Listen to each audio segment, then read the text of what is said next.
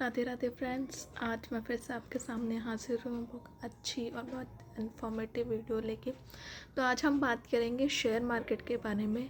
मैं जो आज इन्फॉर्मेशन आपको बताऊँगी वो बेसिकली रिलेटेड है कि आप कैसे शेयर मार्केट में इन्वेस्ट कर सकते हो और किस टाइम आपको इन्वेस्ट करना चाहिए और कैसे इन्वेस्ट करना चाहिए, मैं इस इन्फॉर्मेशन के बारे में बताऊँगी। तो आइए चलते हैं, स्टार्ट करते हैं।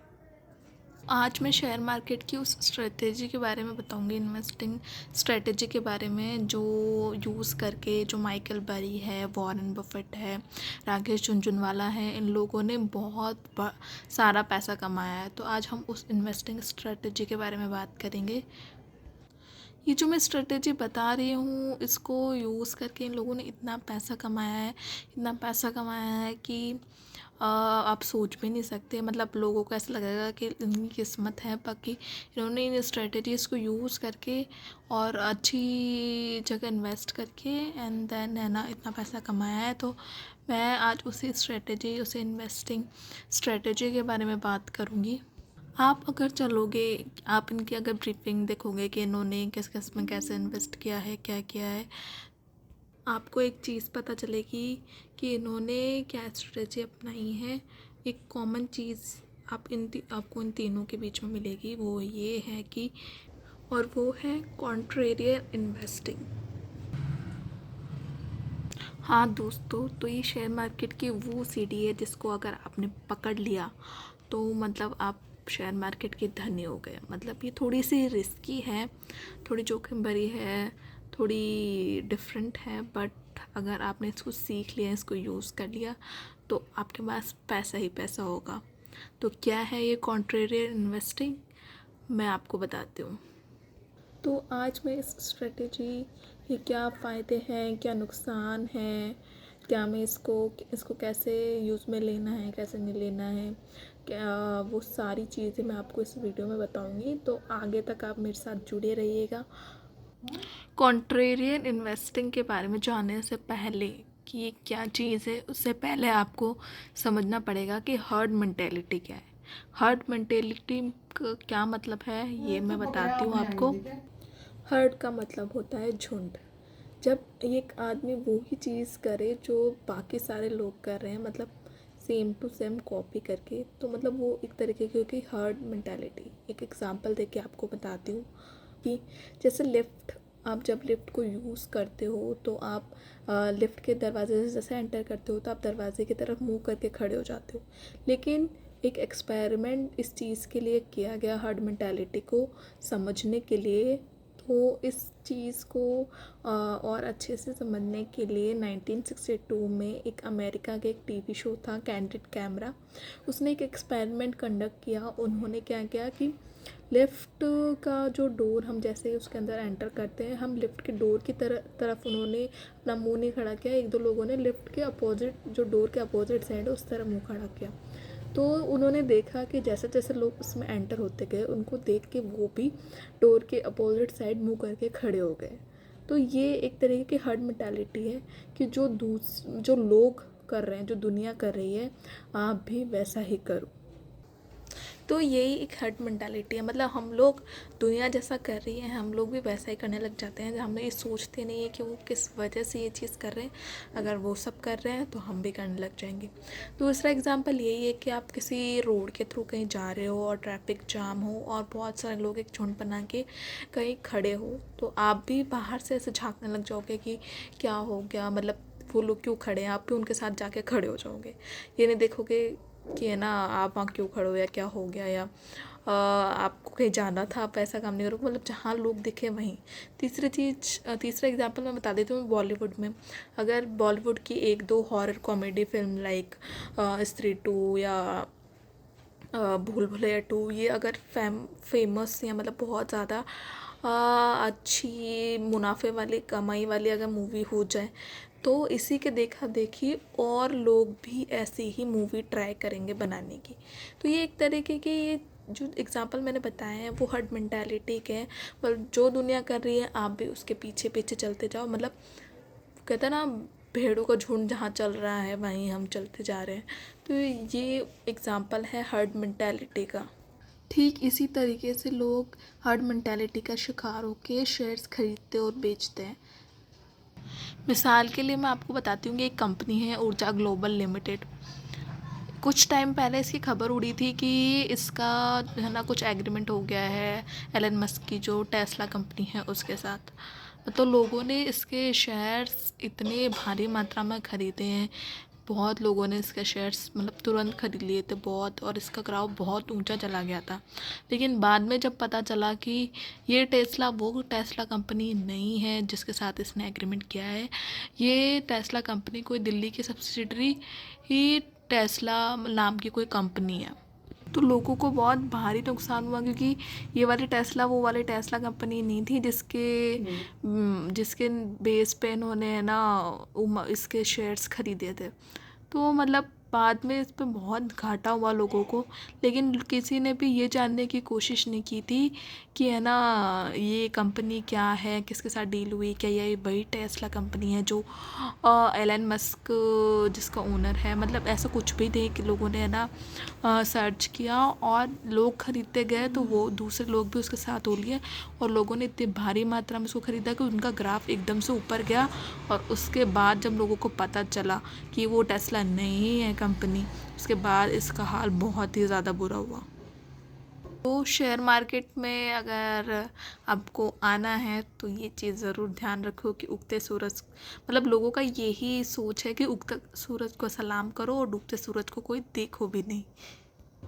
मतलब अगर मार्केट ऊपर उठ रहा है तो लोग पैसा लगा देते हैं, और डूब रहा है तो लोग उसको निकाल लेते हैं। लेकिन जो कॉन्ट्रेरियन इन्वेस्टिंग की मैं जो बात कर रही हूँ उसमें ऐसा नहीं है, उसमें ऐसा बिल्कुल भी नहीं है। लोग जो कॉन्ट्रेरियन इन्वेस्टिंग करते हैं वो बाज़ार में मार्केट में हर एक चीज़ को पढ़ते हैं, हर एक चीज़ का ध्यान रखते हैं कि मार्केट अगर गिर रहा है तो क्यों गिर रहा है, मार्केट अगर हाई है तो क्यों हाई है। वो हर एक चीज़ के पीछे के रीज़न को देखते हैं कि ये ऐसा क्यों हो रहा है। कॉन्ट्रेरी इन्वेस्टिंग का जो आदमी इस चीज़ को करता है वो ये चीज़ बिल्कुल ऐसा ध्यान रखता है हर एक चीज़ का कि मार्केट में क्या चल रहा है, इसके पीछे का रीज़न क्या है, ऐसा क्यों हो रहा है। मतलब अब हम तो मार्केट ऊपर उठने का वेट करते हैं कि ऊपर उठेगा तो हम लगाएंगे, लेकिन वो ऐसा नहीं करते। वो मार्केट गिरने का वेट करते हैं और गिरने का वेट करते हैं ताकि वो उन चीज़ों पे पैसा लगा सके जिनसे उनको मुनाफा हो। क्योंकि जो कॉन्ट्रेरियन इन्वेस्टिंग करते हैं उनके लिए शेयर मार्केट डाउन नहीं बल्कि बिग बिलियन सेल की तरह होता है, जिसमें वो उस टाइम इन्वेस्ट करते हैं जिस टाइम कोई नहीं कर रहा होता। तो कॉन्ट्रेरियन इन्वेस्टिंग के बारे में एक बहुत मशहूर इंसान ने कहा है, नाथन रॉथस्चिल्ड ने बोला है कि the time to buy is when there is blood in the street. यानी जब पूरी मार्केट शेयर्स को बेच रही हो, जब बाज़ार बेचने के लिए बेचैन हो, वही वक्त होता है आपका ख़रीदने का। तो आप अगर जानना चाहोगे कि जो कॉन्ट्रेरियन इन्वेस्टिंग है वो इसका मतलब ये है कि आप अगर बाज़ार मंदा हो, मंदी चल रही हो बाज़ार में, तो कोई भी शेयर मतलब ख़रीद लो आप गिरा हुआ। लेकिन ऐसा नहीं है, आपको ये नहीं करना है, क्योंकि कॉन्ट्रेरियन इन्वेस्टिंग कोई तुक्का कोई जुआ नहीं है। ये 3 चीज़ पे मेनली बेस्ड है। वो है पहला तो ऑब्जर्वेशन, दूसरी कैलकुलेशन और तीसरी टाइमिंग का। एक एग्ज़ाम्पल बताती हूँ आपको कि कुछ टाइम पहले अडानी के मतलब कुछ टाइम पहले की बात है, अडानी के जो शेयर थे वो इस तरीके के थे कि है ना लोग बहती गंगा में हाथ धोना चाह रहे थे। मतलब इतना अच्छा मुनाफा दे रही थी, मतलब कई लोग तो अपनी पूरी कैपिटल लेके डूबे हुए थे अडानी के शेयर्स के अंदर। फिर 24 जनवरी का टाइम आया, एंडरसन हिंडरबर्ग ने का एक रिपोर्ट आया था जिसके अंदर बहुत सारे एलिगेशन लगे थे अडानी पे, लेकिन उसको साबित होना अभी बाकी था। बाज़ार का जो भरोसा होता है वो कांच की तरह होता है। मतलब एक खबर एक अफवाह और आपका शेयर बहुत डाउन चला जाता है। तो अडानी के साथ भी ऐसा ही हुआ, एक खबर एक इल्ज़ाम और एक अफवाह ने अडानी के शेयर्स इतने गिरा दिए कि मत पूछो। इसका नतीजा ये हुआ कि एक दिन के अंदर अडानी का शेयर है वो बिल्कुल नीचे आ गया, जो कभी किसी ने सोचा भी नहीं था। तो जो लोग कुछ टाइम पहले डुबकी लगा के है ना अडानी वाली गंगा के अंदर, अडानी के रिवर के अंदर अडानी के पानी के अंदर डूबे हुए थे और वो किनारे तक आने अभी नहीं जा रहे थे। मतलब इतना डाउन हो चुका था अडानी का शेयर। सब लोग उस टाइम अपना पैसा खींच रहे थे अडानी के शेयर से। कोई भी उसमें पैसा लगाना नहीं चाह रहा था, सब बाहर निकाल रहे थे। लेकिन उस टाइम एंट्री होती है कॉन्ट्रेरियन इन्वेस्टर की। देखिए उस टाइम पे वो उन्होंने क्या किया। उनका नाम है राजीव जैन। तो राजीव जैन की एक कंपनी है JQG। वो बहुत टाइम से अडानी के शेयर्स के पीछे पड़े थे कि कब ऐसा टाइम आए और वो अडानी के शेयर्स खरीद ले। लेकिन ऐसा टाइम आया, ये जब रिपोर्ट आई थी हिंडनबर्ग की, उस टाइम उनके लिए बिग बिलियन सेल की तरह था। उनको ऐसा मौका मिल चुका था जिसका वो बहुत सालों से वेट कर रहे थे। उस रिसर्च खबर के बाद में जो अडानी के शेयर्स थे उनके मार्केट कैप 60% तक डाउन हो चुकी थी। 19 लाख करोड़ के वैल्यूशन वाली जो कंपनी थी वो 10 लाख करोड़ के शेयर्स पे आ चुकी थी। और राजीव जैन ने वेट किया कि थोड़ा मार्केट और डाउन चला जाए, देन वो अपना पत्ता खोलेंगे। तो वो टाइम आ गया था। 2 मार्च 2023 का वो दिन था कि JQG कंपनी ने 15,440 करोड़ के शेयर्स अडानी की 10 कंपनियों के अंदर लगा दिए, जिसमें अडानी एंटरप्राइजेस लिमिटेड के शेयर इन्होंने 90 लाख शेयर से इन्होंने 1408 रुपये पर शेयर के प्राइस में ख़रीदे थे। और यही शेयर कुछ टाइम पहले उनको दुगनी कीमत पे भी नहीं मिल रहे थे। तो जो मार्केट है प्लस जो न्यूज़ है, चलो उसके बावजूद राजीव जैन ने अडानी पर पैसे लगाए। उसका जो मेन रीज़न था वो ये था कि इन्होंने जो स्टार्टिंग से ही जो अडानी ग्रुप है उनके शेयर्स पर नज़र रखी हुई थी कि जब भी ये अप हो रहा था, जब भी ये डाउनफॉल हो रहा था, हर एक चीज़ पे इन्होंने नज़र रखी थी कि क्यों ये अप जा रहा है, क्यों ये डाउन जा रहा है। मतलब इन्होंने सालों से उसके स्टडी कर रहे थे। और अब उस टाइम पे 2 मार्च को वो टाइम आ गया था जब सबसे लोअर रेट पे अडानी का शेयर चल रहा था और उस टाइम उन्होंने अपनी बाजी मार ली। तो जो हिंडनबर्ग का जो इल्ज़ाम लगा था उस पे अडानी पे, तो उन्होंने उसकी भी रिसर्च की थी कि क्या क्या ये इसमें कितनी सच्चाई है कितनी नहीं। और फिर उन्होंने मार्च एंड होते होते इतना अच्छा इन्वेस्टमेंट, मतलब JQG ने इतना अडानी में इतना अच्छा इन्वेस्टमेंट कर दिया कि मैं क्या बताऊँ। टोटल जो इन्वेस्टमेंट JQG ने अडानी में कर दिया था वो था 35,774 करोड़, जिसकी वैल्यू सिर्फ 14 महीने के अंदर 81,000 करोड़ प्लस करोड़, मतलब 81,000 करोड़ और मतलब से ज़्यादा हो गई है। बहुत अच्छी सोच ने राजीव जैन को गिरते हुए बाज़ार में भी इतना पैसा कमा दिया, अराउंड 45,000 करोड़ रुपए। तो इसमें सिर्फ राजीव जैन ही नहीं, अडानी की इस जो महान नदी से निकली थी उसमें सिर्फ इन्होंने ही नहीं, और भी इन्वेस्टर थे जिन्होंने इन्वेस्ट किया। देखिए इसमें बताती हूँ मैं, एक कतर की एक कंपनी है उसने भी अडानी में उस टाइम 4,300 करोड़ रुपए इन्वेस्ट किए थे। अगस्त में इन्होंने जो 4,300 करोड़ का जो इन्वेस्टमेंट किया था अडानी में, वो बाद में आते आते मई तक आते आते 9,600 करोड़ के अराउंड पहुंच गई थी। मतलब उन्होंने अराउंड 5300 करोड़ रुपए कमा लिए इतने चंद महीनों में। मतलब दुनिया उस टाइम पे पूरा पैसा अडानी से निकालने में लगी हुई थी, लेकिन कुछ लोगों ने इस चीज़ को गोल्डन अपॉर्चुनिटी मान के इसमें पैसा लगाया और बहुत अच्छा बेनिफिट कमाया है। तो कॉन्ट्रेरी इन्वेस्टिंग का यही सबसे बड़ा फ़ायदा है। तो इसके लिए डीप जो रिसर्च है उसको करने की बहुत ज़्यादा ज़रूरत होती है। आपको मार्केट का एनालिसिस करना बहुत ज़रूरी होता है। तो मतलब इसका मतलब ये नहीं है कि कोई शेयर गिरा और आप उसके पीछे भाग लिए, ये वो चीज़ नहीं है। कॉन्ट्रेरी इन्वेस्टिंग का सबसे पहला रूल होता है वो आपको होना चाहिए मार्केट का एक्सपीरियंस। दूसरा है रिसर्च और ऑब्जर्वेशन। और तीसरी और सबसे बड़ी चीज़ है टाइमिंग। टाइमिंग का इस कॉन्ट्रेरी इन्वेस्टिंग में कितना बड़ा रोल है इसके बारे में आप जान जाओगे। इनकी जो वॉरेन बफेट की जो स्टोरी है उसके थ्रू आप जान जाओगे कि टाइमिंग का क्या रोल है इस इन्वेस्टिंग के अंदर। जिन्होंने 40 साल से ज़्यादा इंतज़ार किया था कोका कोला में इन्वेस्ट करने के लिए। वॉरेन बफेट ने वैसे तो 12 साल की उम्र में शेयर मार्केट में इन्वेस्ट करना शुरू कर दिया था, बट 1987 तक उन्होंने कोका कोला का एक भी शेयर नहीं खरीदा था। ये बहुत सालों से कोका कोला के शेयर खरीदना चाहते थे, लेकिन मार्केट में उस टाइम इतने ही कोका कोला के शेयर्स की हाई मतलब कोका कोला की इतनी हाई डिमांड थी कि उसके शेयर टॉप पे चल रहे थे। उस दौरान वॉरेन बफेट और चार्ली मुंगर, उनके जो बिजनेस पार्टनर थे, उन्होंने कोका कोला के हर एक चीज़, हर एक इन्फॉर्मेशन पे नज़र बनाए रखी थी। हर साल वो कोका कोला की एनुअल रिपोर्ट पढ़ते थे, उसका ग्रोथ देखते थे। तो वो टाइम आ गया था, एक टाइम आया जब उनको मौका मिला कोका कोला के शेयर खरीदने का। वो है मार्केट क्रैश हुआ था 19 अक्टूबर 1987 को।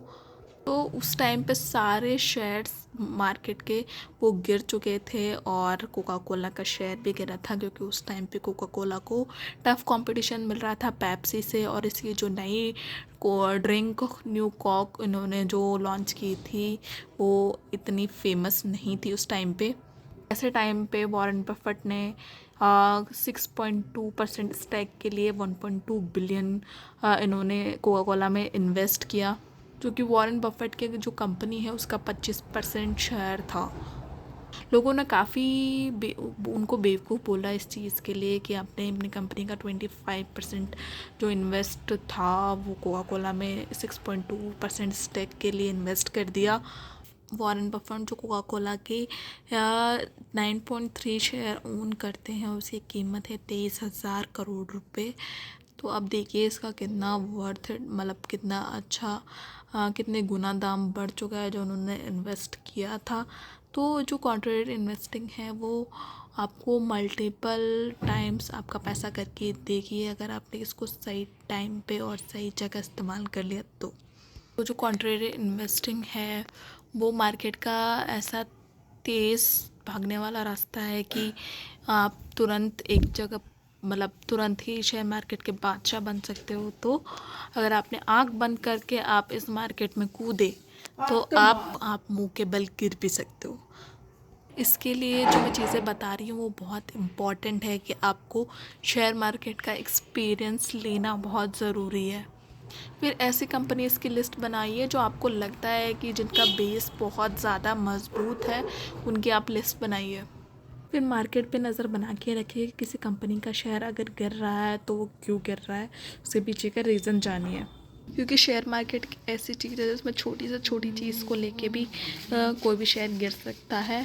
जैसे एक एग्ज़ाम्पल कि एलन मस्क ने एक बार ट्वीट कर दिया था मस्ती में कि I am considering taking Tesla private, कि मैं टेस्ला को प्राइवेट करने जा रहा हूँ। एक इस ट्वीट के बाद जो टेस्ला कंपनी के जो शेयर्स थे वो इतने धड़ाम से गिरे कि मत पूछो।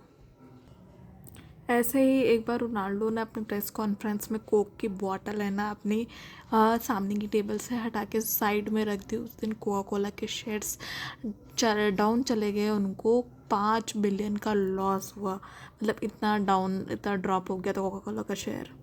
तो ऐसे ही शेयर मार्केट पर लगातार नज़रें बनाए रखने से आपको वो शेयर मिल सकता है इतने कम प्राइस में जो आप लेना चाहते हो। बस इसमें आपको ये चीज़ ध्यान रखने की ज़रूरत है कि शेयर्स गिरते ही नहीं खरीदना है, उसके बारे में रिसर्च करनी है कि ये क्यों गिरा है, किस वजह से गिरा है, क्यों शेयर गिरे हैं, कंपनी की हालत कैसी है, उसका बेस मजबूत है कि नहीं, ये सब आपको चेक करना पड़ेगा। फिर आप बोलोगे कि आपको कैसे पता चलेगा कि कौन सी जो कंपनी है वो कितनी मजबूत है कि नहीं है, कैसे पता चलेगा? तो आपको कंपनी का क्वार्टरली और एनुअल रिपोर्ट देखना पड़ेगा, क्योंकि कंपनी हर 3 महीने में अपना क्वार्टरली रिपोर्ट रिलीज़ करती है और एनुअली हर 12 महीने में अपना एनुअल रिपोर्ट रिलीज़ करती है। तो आप उसको देखिए, उसको लगातार चेक करते जाइए जिस कंपनी के आपको शेयर्स खरीदने हैं।